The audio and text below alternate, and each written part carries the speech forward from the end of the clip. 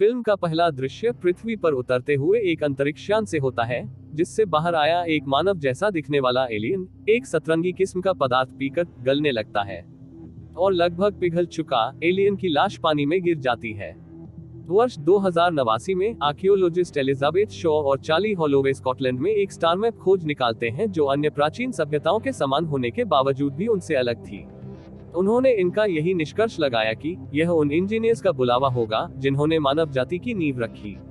Peter वेयरलैंड, जो वेयरलैंड corporation के सबसे बुजुर्ग सीईओ हैं, वे इस पर जल्दी खोज करने के लिए पैसों की व्यवस्था करते हैं ताकि उस नक्षत्र नक्शे के जरिए चांद LV-223 तक पहुंचाने के लिए प्रोमीथियस नाम के वैज्ञानिक जहाज को रवाना कर सके।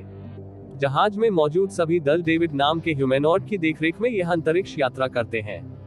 पृथ्वी से लॉन्च हुए लगभग 2 साल बाद 2093 में मिशन डायरेक्टर मेरेडिथ विकर्स उन इंजीनियर्स को ढूंढने के अभियान के लिए अलर्ट करती है और साथ ही बिना इजाजत उनसे किसी तरह की बातचीत न करने की हिदायत देती है।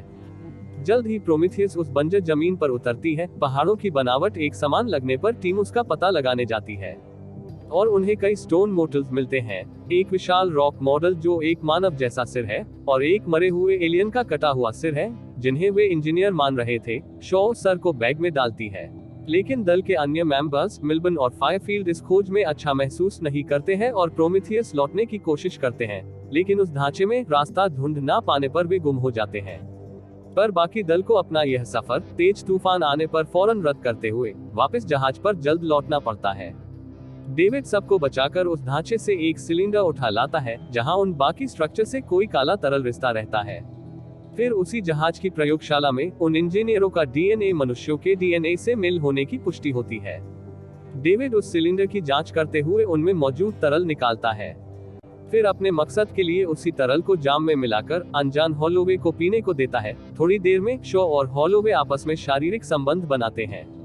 वहीं उस गुफा में एक सांप जैसा जीव मिल्बर्न को मार डालता है और अपने कोरोसिव तरल की फुहार से फायरफील्ड का हेलमेट पिघला देता है। फायरफील्ड मुंह के बल उस काले तरल से भरे गड्ढे पर गिर पड़ता है। सुबह जब दल उनको लेने पहुंचती है तो उनको मिल्बर्न की लाश मिलती है। उधर उन सब से अलग डेविड एक कंट्रोल रूम खोज निकालता है जहां उसे बेहोश पड़ा एक आखिरी जीवित इंजीनियर और पृथ्वी की ओर संकेत करता एक स्टार मैप मिलता है। इस दौरान हॉलोवे बेहद बीमार हो जाता है। उसे फौरन प्रोमेथियस वापस ले जाया जाता है, लेकिन विकर्स उसे अंदर लाने से इनकार करती है। इस गुस्से में वह फ्लेमथ्रोवर से हॉलोवे को जलाकर मार डालती है। बाद में एक मेडिकल स्कैन के जरिए शॉ के गर्भवती होने का पता चलता है, लेकिन इस अनजाने डर के ख्याल से वह सर्जरी टेबल की मदद से अपने पेट में पल रहे स्केव नुमा जीव बाहर करती है। शॉ तब वेयरलैंड से रूबरू होती है जो प्रोमेथियस में सवार उन्हीं के साथ सोई अवस्था में पहुंचे थे। उनके मुताबिक वह उन इंजीनियरों से बुढ़ापे से मौत रोकने की मदद चाहते हैं। उधर लगभग बदल चुकी फायरफील्ड की लाश जिंदा होकर प्रोमेथियस के विमान में हमला कर तबाही मचाता है और कई दल सदस्यों की जानें लेता है। प्रोमेथियस के कैप्टन जैनेक यह अंदाजा लगाता है कि यह ढांचा उन इंजीनियरों द्वारा स्थापित सैन्य भंडारगृह हो सकता है जहां उनके ये काले तरल जैसे घातक जैविक हथियार बेकाबू हो जाते हैं। उसे पूरा यकीन होता है कि उनका ये भवन जैसा ढांचा असल में एक अंतरिक्षयान है।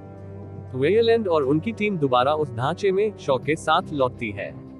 डेविड उस सोए पड़े इंजीनियर को जगाता है और बात करने की कोशिश करता है ताकि वेयरलैंड की मांग समझा सके, लेकिन वह इंजीनियर जवाब देने के बदले डेविड का सिर धड़ से अलग करता है और वेयरलैंड एवं उसकी टीम को मारकर उस पूरे अंतरिक्षयान को दोबारा चालू करता है। शॉ भाग निकलती है और रेडियो पर जैनेक को बताती है कि अब उस इंजीनियर का इरादा पृथ्वी पर उस खतरनाक तरल को पहुंचाना है। वह स्पेसक्राफ्ट को रोकने को कहती है। जैनेक तब विकर्स के लिए लाइफ बोट इजेक्ट कर अपने जहाज प्रोमेथियस को उस एलियन के यान पर जोरदार टक्कर मारता है। इस बीच विकर्स पॉट की मदद से बच निकलती है। उड़ान भरने में नाकाम इंजीनियर का यान जमीन पर गिर पड़ता है और जान बचाने के लिए भागती विकर्स उस मलबे में कुचली जाती है। शॉ उस लाइफ बोट में जाती है जहां वो एलियन स्कीवर्ड अब भी जिंदा था और काफी दानव रूप में बदल चुका था। उधर डेविड का सिर शॉ को उस इंजीनियर से बचने की चेतावनी देता है। इंजीनियर जबरन उस लाइफ बोट के एयरलॉक को खोलकर घुसता है और शॉ पर हमला करता है, लेकिन जल्द ही वह उसके छुड़ाए एलियन की गिरफ्त में आ जाता है और एलियन उसके गले में अपने शिशन जैसा तंतु घुसेड़कर उसे मार देता है। शॉ दोबारा डेविड के अवशेष पाकर उसकी मदद से और दूसरे इंजीनियर के यान को लॉन्च करती है। अब उसका मकसद वापस पृथ्वी जाने के बजाय उन इंजीनियरों के निवास स्थान जाने का होता है ताकि उनसे मानव जाति के विनाश की तैयारी की वजह जान सके। इधर उस लाइफ बोट में मौजूद मर चुके इंजीनियर का सीना फाड़ते हुए एक एलियन बाहर आता है।